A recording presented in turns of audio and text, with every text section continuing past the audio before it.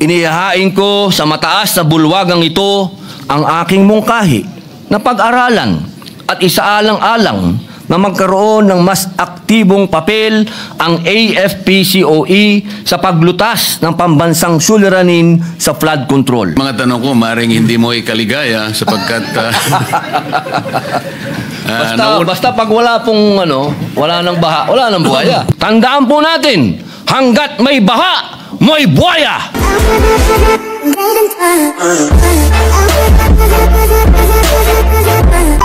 Noong unang privilege speech ni Senator Ping Lacson ukol sa korupsyon sa flood control programs ng bansa, iminungkahi ko po na pag-aralan ang posibilidad na iatas sa Armed Forces of the Philippines ang pagpapatupad ng flood control projects. Sinundan po ito ni Senator Panfilo Lacson ng pagsuporta sa out-of-the-box na idea. At nagpahayag na din po si Secretary Dizon ng pagiging bukas sa posibilidad na makipag-partner sa AFP Corps of Engineers sa pagsasagawa ng infrastructure projects bunsod ng mabuting karanasan niya nang makatuwang sila sa paggawa ng mga kalsada noong siya po'y nasa Clark Development Corporation pa. Ang pag-atas sa Corps of Engineers na maging kabilang sa solusyon ng flood control problems ay hindi makabagong idea. Sa Estados Unidos po, mula po noong 1820s ay kabilang na ang US Army Corps of Engineers o USACE sa mga river improvement projects patungkol sa pagsasaayos ng nabigasyon, mga simulain na mga proyekto patungkol sa flood control. Taong 1936 naman po, ipinasa ang Flood Control Act kung saan ang USACE ay naging pangunahing flood control agency ng United States na nagbabahagi pa nga ng kaalaman nito sa iba't ibang organisasyon sa loob at labas ng kanilang bansa. Dahil sa taglay na integrity at efficiency ng USACE, kahit noong unay may alinlangan sa mungkahing ito, ngunit sa kalaunan, kinilala ang kakayahan ng USACE na itayo at patakbuhin ang kanilang nationwide flood control program. Ngunit, meron pa rin konsultasyon at cost sharing sa pagitan ng federal, state at local government. Mula noon, daang-daang reservoir, levees at channelization projects ang naisagawa ng USACE sa ilalim ng kanilang 1936 Flood Control Act. At ang mga proyektong ito ay nakaprotekta na nga ng buhay at mga ari-arian, nakatulong sa paglago ng mga bayan at sa pangangalaga ng mga rural farmlands. Bagamat marahil ay nag-evolve na po ang flood control programs ng US sa kasalukuyang panahon, hindi maikakaila ang naging ambag ng tapat at mahusay na serbisyo ng kanilang Corps of Engineers na nooy pinagtitibay lamang na programa. Sa puntong ito, hindi ko po mapigilang ihalintulad ang kanilang karanasan sa atin. Ang AFP Corps of Engineers o AFP-COE na kinabibilangan ng lahat ng engineering units at personal ng AFP, isang institusyon na may higit 8 dekadang kasaysayan ng serbisyo na hindi lamang limitado sa combat engineering, kundi maging sa mga proyekto ng gobyerno na sumusuporta sa national and community development goals ng bansa. Nabanggit ko na po noong nakaraan na ang AFP ay may karanasan na sa pagtatayo ng mga health center, farm-to-market roads, mga paaralan, rural electrification projects, barangay water system, at marami pang iba.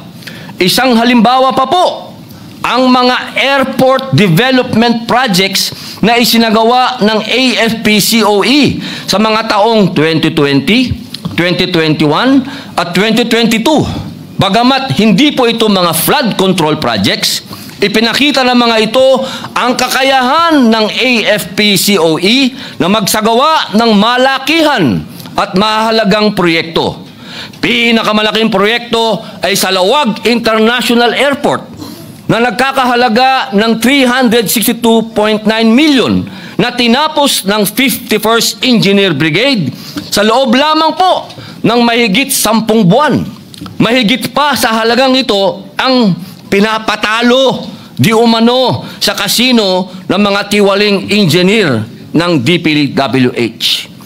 Yan pong Cotabato Airport Development Project na isinagawa ng 54th Engineering Brigade na may approved budget for the contract o ABC na 158.6 million. 124.4 million lang po ang naging contract amount niyan. May savings pa. Ganon din po sa Vigan Airport Development Project na isinagawa ng 350 feet Aviation Engineer Wing, yung extension of runway project na may ABC na 67.9 million. Ang actual na contract amount ay 60.4 million lamang. Meron na naman pong savings. Sa gitna po ng mga usapin na sumisira ng tiwala ng taong bayan sa pamahalaan, nananatili po ang AFP na isa sa mga ahensya na may mataas na trust at satisfaction rating. Katunayan nga po nitong Hulyo lamang, ayon sa tugon ng masa nationwide survey ng Okta Research, ang AFP po ay may 81% trust rating at 82% satisfaction rating. Mission-driven, disiplinado at matapat, yan ang hanay ng ating mga kasundaluhan, kabilang ang AFP-COE. Ang ating AFP ay nagsisilbi ring bilang isa sa mga pangunahing katuwang ng pamahalaan tuwing may sakuna, mapabagyo, pagbaha o lindol, pandemya man yan. Ang AFP ay isa sa mga unang rumiresponde upang magbigay ng agarang tulong sa mga apektado. Ginoong Pangulo, mga kasamahan, muli inihahain ko sa mataas na bulwagang ito ang aking mungkahi na pag-aralan at isaalang-alang na magkaroon ng mas aktibong papel ang AFP-COE sa paglutas ng pambansang suliranin sa flood control, lalo na sa agarang paggawa o pag-aayos ng mga non-existent o severely damaged na mga infrastructure sa mga highly flood-prone areas. Gayunpaman, pinapaubaya ko po pa rin sa ating mahal na Pangulo bilang Commander-in-Chief ng Sandatahang Lakas at pinuno ng sangay ng Executive, gayon din sa bagong talagang DPWH Secretary, DND, AFP at iba pang ahensya ng pamahalaan ang pag-aaral at pagpapasya sa mungkahing ito. Sapagkat tulad ng nangyari sa USACE, kung madadagdagan ng tungkulin ang AFP-COE, marami pong kakailanganin ding mga karagdagang kagamitan, tauhan, kaalaman at kakayahan. Ipinagkakatiwala ko po sa inyo ang masusing pag-aaral ng mungkahing ito. Ginoong Tagapangulo, ako po ay isang reserve officer katulad po ni Senator Mig Zubiri na may ranggong Lieutenant Colonel sa Philippine Army. Nauunawaan ko po ang pangunahing tungkulin ng Sandatahang Lakas ay ang protektahan ang Estado at ang mamamayan at tiyakin ang soberenya at integridad ng pambansang teritoryo. Ngunit, dahil sa track record ng AFP, kumpiyansa ako na kung maatasan sila hinggil dito, ay mapupunta sa wastong pamamalakad ang kaban ng bayan sa hilip na dumadaloy ito sa bulsa ng mga tiwali. Ginoong Pangulo, sa tapat na paglilingkod kasama ang AFP-COE bilang sandigan, hindi lamang sa infrastructure ng ating mapapatibay, kundi pati ang tiwala ng sambayanan. At sa bawat pag-ahon mula sa baha, sabay nating maiahon ang kanilang pag-asa. Tandaan po natin, hanggat may baha, may buhaya. Maraming salamat po, Ginoong Pangulo. Majority Leader. Delikado pala, Mr. President, pag may talagang may buhaya. Majority Leader. Mr. President, next to interpolate is Senator Rodante Marcoleta. I move that he be recognized. Senator Marcoleta is recognized. Maraming salamat po, Ginoong Pangulo. Sana po ay okay pa kay Senator Robin na makapagtanong pa po ng ilang bagay sa ikalilinaw ng kanyang privilege speech. Opo, isa pong kaligayahan para sa akin po ang makatanggap po ng katanungan sa atin pong ginagalang Senator Rodante Marcoleta. Kasi ang mga tanong ko, maring hindi mo ikaligaya sapagkat Basta pag wala pong wala nang baha, wala nang buhaya. Naunawaan ko po kasi ang pangangailangan ng mga measures kapag dumarating ang mga sakuna, lalong-lalo na po ang baha, na talagang wala naman pong kinikilalang tao yan o lugar, lahat sasagasaan po niya. Kaya naiisip po ninyo na maisalba natin ang ating mga komunidad, ang ating mga kababayan, kahit sa anumang paraan na mabisa. Yun po ba ang gusto nyo sabihin, Ginoong Pangulo? Opo, Ginoong Pangulo, kasi sa ngayon po, unang-una po sa lahat, maisalba. Kaya nga po tinatawag ko po na isang rescue operation to. Pangalawa po, maibsan ang galit na nararamdaman po ng ating mga kababayan. Sa oras po nito, umuusok ang galit po ng ating mga kababayan at sa tingin ko po, kung meron pong napagkakatiwalaan sila na mga katulad po ng kasundaluhan na napakataas po ng kanilang approval rating, satisfaction rating, magkakaroon po ng katahimikan na rin ang pag-iisip ng ating mga kababayan po. Tama po yung binanggit ninyo, Ginoong Pangulo, ngunit alam din naman po natin na kahit ano pong mga temporary measures ang pwede nating gawin para lang ma-alleviate natin yung suffering ng ating mga kababayan. Ang tawag nga po nila dyan ay mga palliatives o mga cosmetic measures. At kung tawagin ay mga band-aid solutions. Pinakamabuti po kasi na talagang yung pinakaugat ng lahat ng ito kung bakit tayo bumaha ng ganito. At hindi nga natin masyadong makita pa kung gaano ang lawak talaga nito sapagkat nagsisimula pa lang nating tingnan talaga kung gaano talaga karami ang mga dispalinghadong mga flood control projects, kung bakit bigla na lang rumagasa ang tubig sa ating mga kanayunan, mga komunidad, at talagang nakita natin lahat ng mga flood control projects na naipundar ng ating pamahalaan ay talagang ultimong nawasak at parang sinagasaan lahat.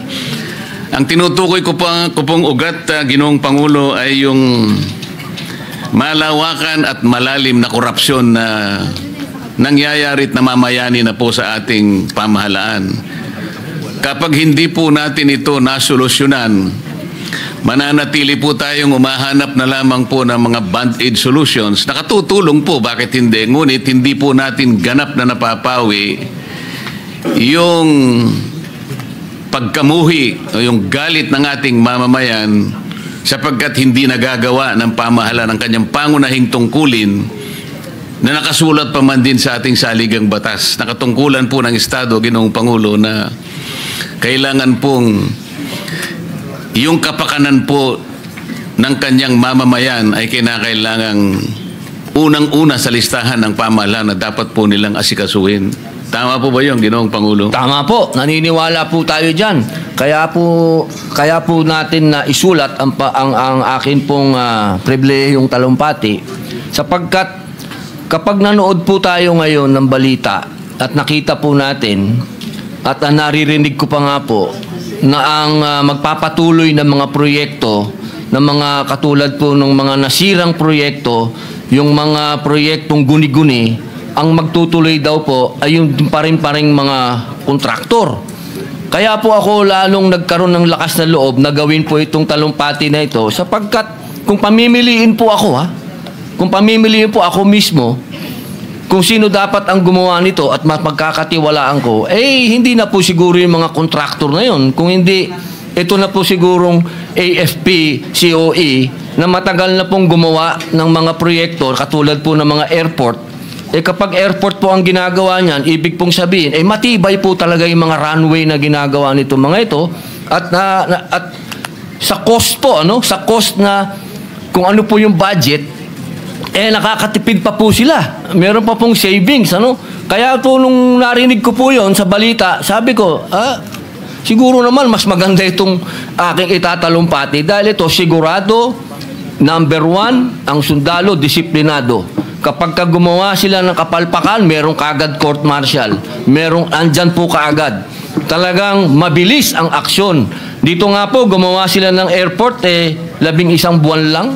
Kaya po naniniwala po ako, Ginoong Tagapangulo, na ito pong ating talumpati na ito, kapag ito po'y naisa katuparan, magiging, po ito?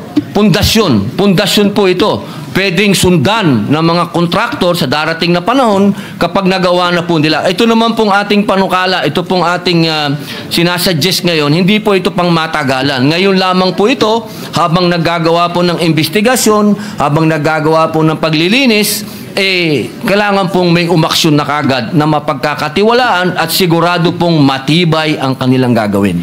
Salamat po sa inyong sagot. Ngunit ay nakakala ko rin na kahit gaano kagaling, kahit gaano kaseryoso, gaano man katapat ang pwede nating gamitin ng mga tao na pansamantalang makatutulong sa ating mga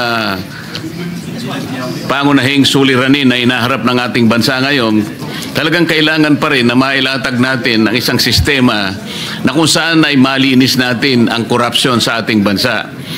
Kasi kahit ano pong, kahit sinong tao, kahit anong korporasyon ang gamitin natin, kahit anong grupo ng tao ang gamitin natin, kapag ka ang sistema po ay hindi tama, ay palaging babalik-balik din tayo doon sa mga paggawa na talagang hindi naman katanggap-tanggap sa ating mga kababayan. Kaya po siguro napansin ninyo, Ginoong Pangulo, sa una pa lamang na pagsisikap natin na may ayos ang sistema natin at kahit papano ma-address natin ang corruption, naging tuntunin po natin nung tayo po ay nanguna sa Blue Ribbon Committee na hindi lamang po yung maliliit na tao ang dapat nating matukoy. Dapat sana pati na po yung malalaki. Huwag nating katakutan kung gaano man sila kalaki. Kaya po kung mapapansin niyo, Ginoong Pangulo, yung nauna nating direksyon ay kung baga tayo'y namimingwit ng isda Opo. Sa pamimingwit ng isda, Ginoong Pangulo, gagamit po tayo ng pain. Isang maliit na bagay o isang maliit na isda rin para sa ganoon makahuli tayo ng mas malaking isda. Tama po. Yun lamang po ang paraan kasi. Hindi man siguro ganap, maring hindi po natin lahat maayos. Ngunit kailangan nating matukoy, kailangan nating makilala. Hindi lamang po kontraktor ang kinasangkapan dito Tama po. Hindi lamang po mga opisyales, Ginoong Pangulo, ang may kasalanan dito ng DPWH, maliit o malaki. Lalong-lalo na yung mga tao na nagpasimula kung paano ilatag ang mga pondo nito para sa ganun ay kanilang malustay. Kaya po ang direksyon na tinahak natin, kinausap natin yung mga ibang mga gustong tumistigo, kung sila'y makapagsasabi ng saganang sa kanila, ay yun ang pwede nilang i-contribute sa paghanap natin ng kalutasan hanggang sa ipangako nga natin sa kanila na sa ilalim ng umiiral na batas, Ginoong Pangulo, meron tayong protection na may bibigay sa inyo kung kayo ay makagaganap doon sa mga requirements na inilatag ng batas. Kung halimbawa kayo ay makapag-apply at kayo naman ay susuriin kung talagang magiging karapat-dapat, okay kayo, matatanggap kayong witness, halimbawa, state witness, ay ganun po yung paraan na nilatag natin kasi hindi po madali na makatukoy tayo ng malalaki. Yung malalaking isda na lalong-lalo na yung pasimuno, yung pinaka-mastermind po kung bakit naging ganito ang kinahinatnan po ng mga proyekto na dapat sana naging protection po ng ating mamamayan. Napansin po ba ninyo yung ganong direksyon, Ginoong Pangulo? Opo. Ako po'y kasama po ninyo sa direksyon na yon sapagkat naniniwala po ako na dito sa pangyayaring ito, marami po talagang, ito, sindikato po ito At yung direksyon po ninyo, talagang malaman natin kung ano yung nangyaring sindikato. Salamat po at sana po ay yan din ang maging direksyon natin. Wala po tayong sisinuhin kung saan makapunta, kung sino po ang hahanapin ng ebidensyang ituturo. Huwag po tayong mangimi, huwag tayong matakot. Ituloy po natin sapagkat ito lang ang paraan. Makilala natin at sana sa lalong madaling panahon po sa pamamagitan ng ganitong pamamaraan ay maihinto na po, hindi man lahat. Ngunit sana yung karamihan po ng ganitong gawain, maihinto po para sa ganon, makinabang naman po ang ating bansa. Sang-ayon po ba kayo sa ganon, Ginoong Pangulo? Opo, sang-ayon po tayo. Dapat na po talagang mabuwag yung mga yan. Opo. Maraming salamat po, Ginoong Pangulo. Maraming salamat, Senator Robin. At palagay ko, idol na rin kita ngayon. Salamat po. Salamat po.